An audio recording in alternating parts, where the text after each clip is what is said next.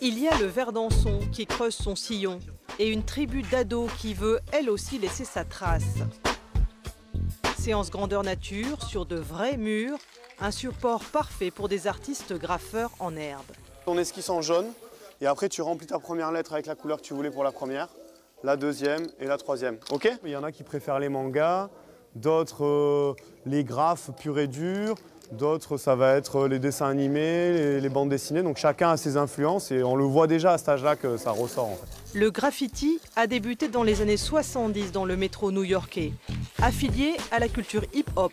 C'est dans les années 80 en France qu'il devient officiellement un art urbain.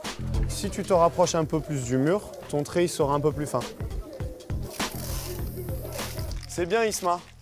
Du coup tu vas mettre le boss dessous. Mon nom c'est Gabin, donc je marque Gab avec un 1. Je leur ai dit de se trouver un blaze parce que avec le graffiti, il y a vraiment quelque chose qui est lié à l'identité. Et donc là, il se crée une seconde identité, un petit peu comme un justicier ou ça. Donc tout ça, ils maîtrisent à fond.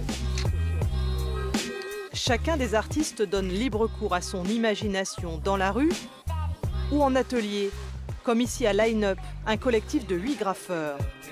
Nubian se définit comme un muraliste, carnettiste et illustrateur.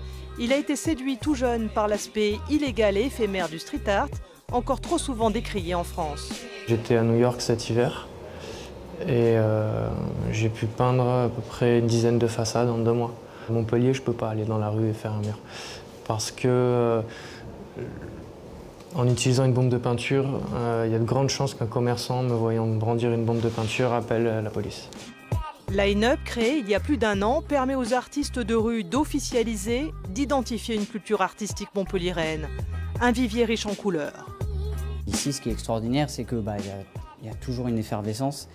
Et donc, il y a toujours une discussion à droite à gauche sur un petit truc sur une toile, ou sur un projet, ou sur une idée. Et tout ça, enfin, toutes les idées se mélangent et ça aboutit toujours à toujours plus envie de création et d'aller plus loin. Donc.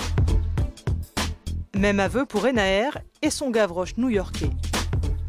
Ah, moi, ça m'a changé la vie. C'est exactement ça.